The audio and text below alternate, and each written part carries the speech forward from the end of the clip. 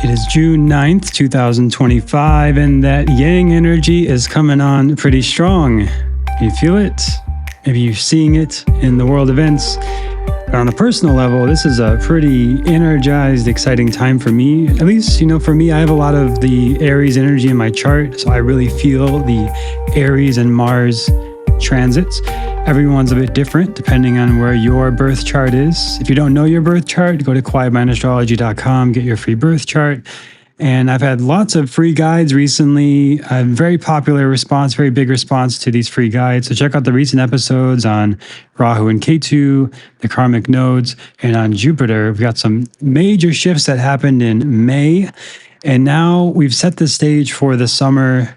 And this week, in this episode, we're going to talk about the weekly energy going on. And really, there's only one big transit this week, one big change. So that's nice because we've had a lot of big change recently, and it's a lot to integrate. So it's nice to have the full moon as a time of culmination, completion, and integration on Tuesday, June 10th. Really, it's at just past midnight Pacific time. So you could say it's Wednesday early morning or late night. But it's coming up early this week, the full moon in Jyeshta Nakshatra in Scorpio. So I did talk about this on the monthly overview, but today in this episode, I just wanted to go a little deeper into what's going on just this week. And with the Jyeshta energy, that is a good time for any sort of activities that require responsibility, anything that has to do with protection, taking care of things around you. Good time for any sort of research. So going into understanding, analyzing things.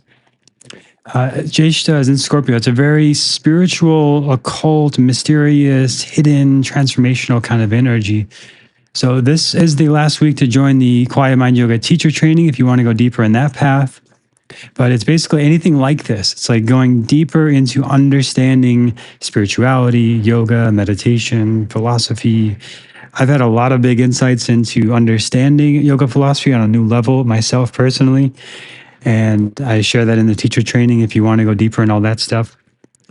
But essentially anything that you want to go deeper in understanding and going into the secrets and the mysteries of it, doing deep research is very favorable right now.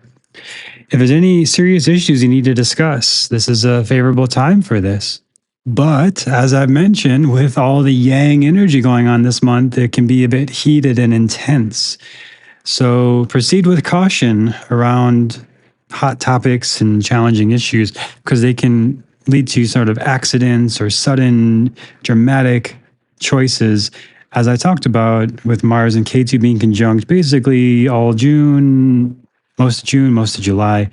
So it's a kind of time to just be a bit careful with any high stress, high conflict situations where there's a lot of pressure and intensity already. But moon in Scorpio is calling you towards, and it's an invitation towards having those deeper conversations, but maybe starting on the internal side of what do you need to address? What is this showing you, right? Especially when you look at world events and leaders and stuff outside of your control. It's one thing to have an opinion or judgment about all that external stuff, but I think there's a deeper level of it of what is it showing you? What do you see in it? Because everyone who looks at these external things sees something different. So that's pretty interesting, right? So what do you see when you look at external world events, but also people close to you? If there's somebody in your life that you have a strong reaction to, what is that showing you? What is that reflecting in yourself that makes you uncomfortable? Or maybe it's reflecting something that is very positive and inspiring and reflecting the light in you. But that's a good way of working with this Jyeshta energy, which could be kind of secretive and mysterious and manipulative on the dark side. So it could be quite harsh, cutting, controlling. There could be infidelity, cheating, hiding secrets, overindulgence. These are all kind of risks of Jyestha. Because there's probably a lot of sensitivity as well with all the yang energy and the moon being here now. It's it's a very sensitive time, especially depending on your emotions are for women, where you are in your cycle around this time, just to be extra cautious and intentional because it's a pretty intense energy.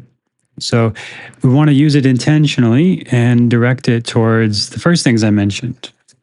deeper growth, personal research, understanding yourself.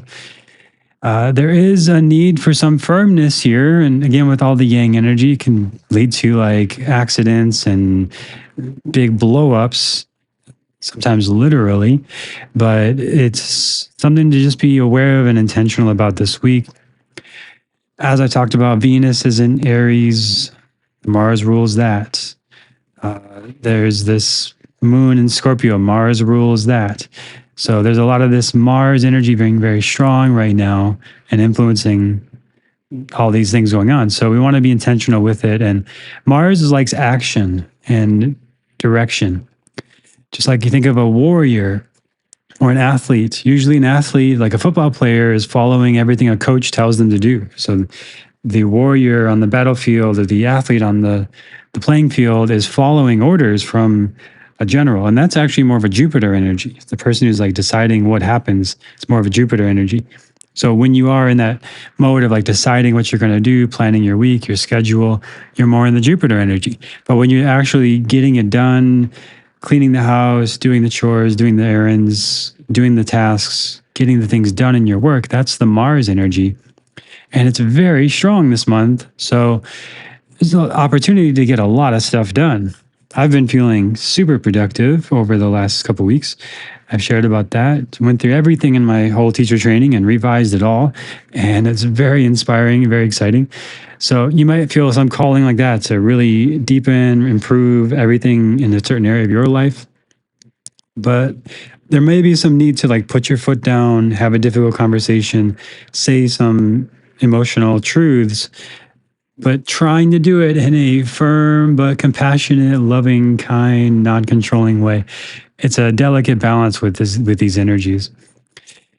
Now, I mentioned things like infidelity, selfishness, overindulgence. That could come up in some form. Don't need to be worried about this or paranoid about it. But it's just this energy that's here that's a little bit destructive, transformational.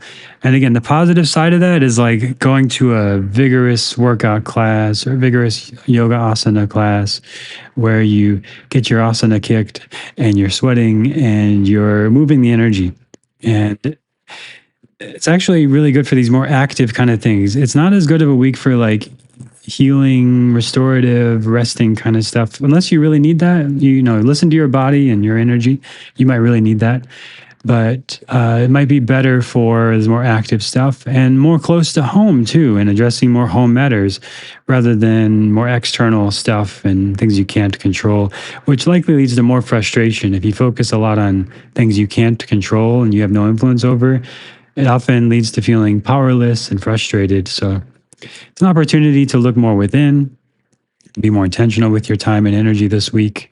And I will be doing a live yoga class. We'll do meditation, some movement, some reflection to work with this energy on the full moon. So the link is in the show notes for that if you want to join. It's free. Just a free offering, a live class. It'd be fun to get together and practice a bit and work with this energy and channel this energy. But as I've mentioned recently, the big pieces are in play now for quite a while. And those are Saturn, Jupiter, Rahu, and Ketu. And I've made free guides for all of that on recent episodes. So you can check those out on recent episodes and get those free guides.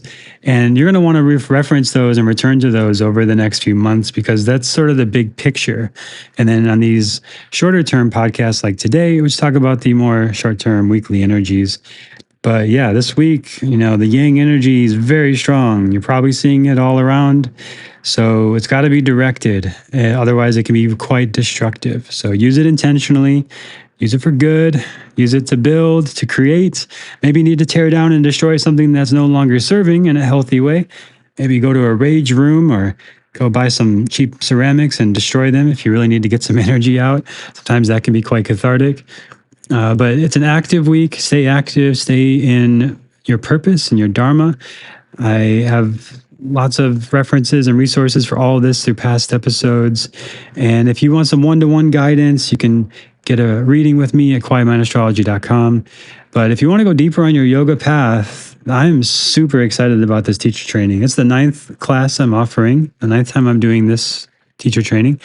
And I've gone through and revised every bit of it. We go into 108 essential asanas. We do the essential pranayama, essential mantra, essential mudras, the functional anatomy training. It's super thorough. It's super fun. It's all the body stuff.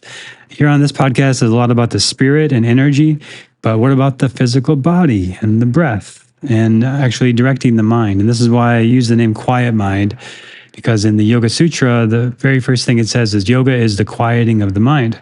So then the seer can abide in their true nature. And then we don't get attached to these external things, these changing things, because everything is going to change. The body's going to change. The mind and emotions constantly changing. And the more we attach to all that, the more we suffer. Now, ask me how I know. I'm speaking from experience. I need this too. I'm the number one student of this stuff. So it's not that I've transcended this or I'm better than this, but I have tools that I've found very, very helpful. And when these things happen, these tools are super powerful.